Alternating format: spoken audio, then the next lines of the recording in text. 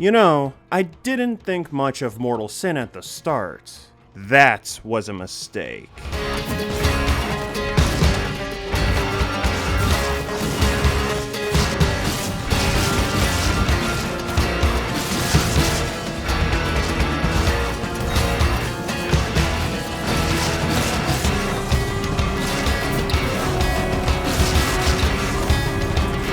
Let me explain myself. Mortal Sin is a first-person action roguelike in a dark fantasy setting that happens to also be a hack and slash. But in my early game, I didn't play it as such. I took Mortal Sin as a basic action roguelike. I would dash into monsters to engage and slash away. Then I would use the kick to push off enemies and deal damage at the same time. From there, I would hope the active skill that the classes have, along with the passive abilities the equipment has, would get me by, but they didn't.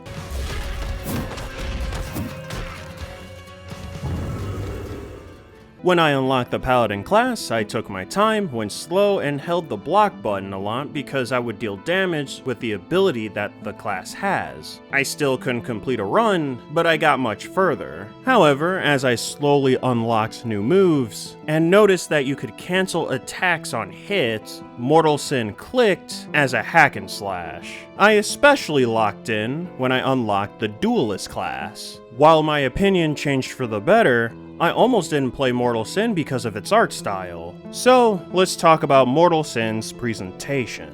As you can see, Mortal Sin's visual style is unique. According to the developer, he went with a more realistic style at first that honestly looks a tad basic, but it's not bad. That style had low engagement on social media, so experimentation was the name of the game. He then tried going with black, white, and red, which is totally unplayable for me, but it took off on Reddit, and people loved it. From there, he would refine his style and then go with the very specific red and blue primary color palette we see now. I appreciate and respect creativity, but because of it, I was hesitant to play Mortal Sin because I feared the style would get visually distracting. I bought the game because I figured there would be a way to adjust the effects that the game had, and there was, after an update that came later. The grain effect could be turned off completely, and that was all I needed to do to enjoy my time as a sinner. You don't even have to go with this color palette. Mortal Sin comes in multiple different flavors: Blood Moon, Sinner's Delight, Sin Mortal, and Piccolo. Shout out to Namekians, I guess. I personally prefer the original set and Sinner's Delight. I should also mention that there's ultra wide and letterbox support too, so if that interests you, there you go. My only issue with the visuals at this point is how the question mark looks. It's a pretty minor gripe, I know, but if that's all I have to complain about everything, then I think that should speak volumes, because I'm even including audio too. The sound effects for doing the attacks are satisfying to hear.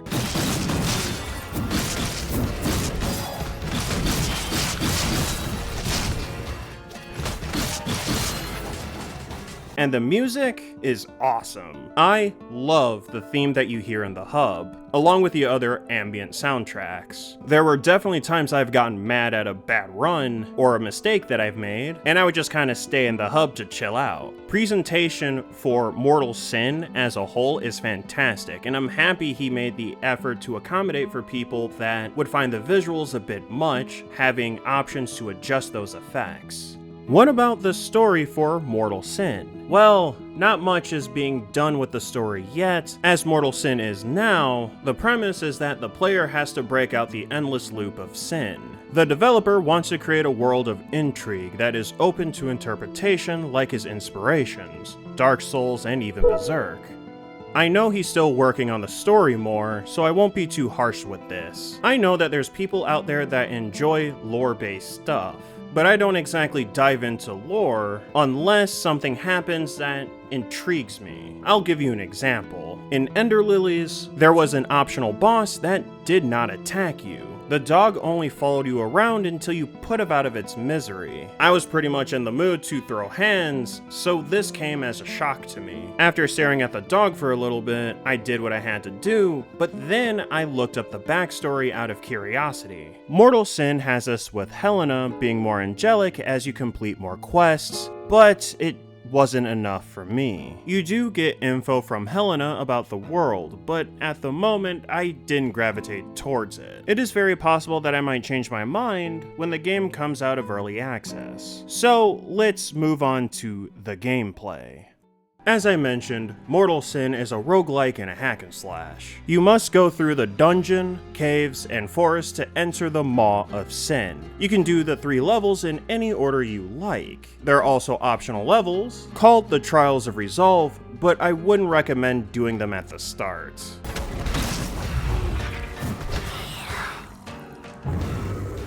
While adventuring through each level, you'll come across equipment that you can choose to use or dismantle for currency. There are also bonus areas that contain equipment and power-ups. Should you take a tumble, a piece of equipment will break and it'll probably be your favorite. When you complete a room, you'll get a small refill to both health and mana potions, a power-up of your choice, and you can also take on a curse if you want. Curses have both an up and down side to them, so make sure you read what they do before taking on the curse. No matter how you progress, you will unlock equipment, passive skills that will appear on equipment, new combos, and stuff to help you in the hub like a potion shop. Whether you win or lose, you will gain experience points that will unlock more classes. All classes have unique traits about them. Some will have innate points to one of the stats: health, attack, defense, speed, and luck. The first 3 stats should be self-explanatory, but speed helps with attack speed and movement, and luck helps you with crit strike, and it increases the chance of finding rare items. All classes have a unique active ability of some kind. Some classes will have preferences to certain weapons, and some class will come with an innate passive ability or curse. But you start with the Struggler, which has none of these, besides the ability to be invincible for 2 seconds. You better remember you have this skill or you will really be struggling in combat. The combat of Mortal Sin was something I glossed over earlier, but you have a weapon attack, a kick, and a bash. You can also charge your weapon attack for a short time to get a slightly stronger attack, or you can charge it for a long time and get a whirlwind move.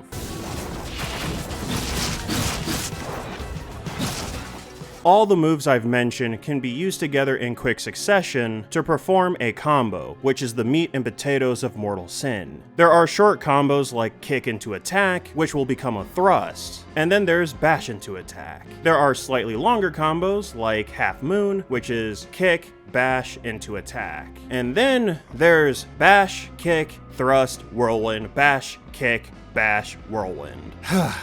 Combos are important, because not only do they fill your meter, but they also might have effects tied to them, such as freezing and causing an explosion. Other actions like parrying, blocking, and weapon swapping will fill the combo meter too. If you're blocking, make sure you don't block for too long or they can guard break you. Filling the combo meter will give you more currency and possibly grant invincibility. Getting hit directly will cause your durability on your armor to go down. The mana potions are used to fix that. Needless to say, I love Mortal Sin's combat. When talking to the developer, he's mentioned his inspirations for the combat are Diablo, Path of Exile, Ninja Gaiden Black, Super Smash Bros. Melee, World of Warcraft, and Resident Evil 4. Now, if you know any of these games, you might be asking, how do any of these correlate? I had the same question, and took it a step further. How is Vermintide 2 not on the list? And to quote the developer directly, I did not actually play Vermintide 2 before I made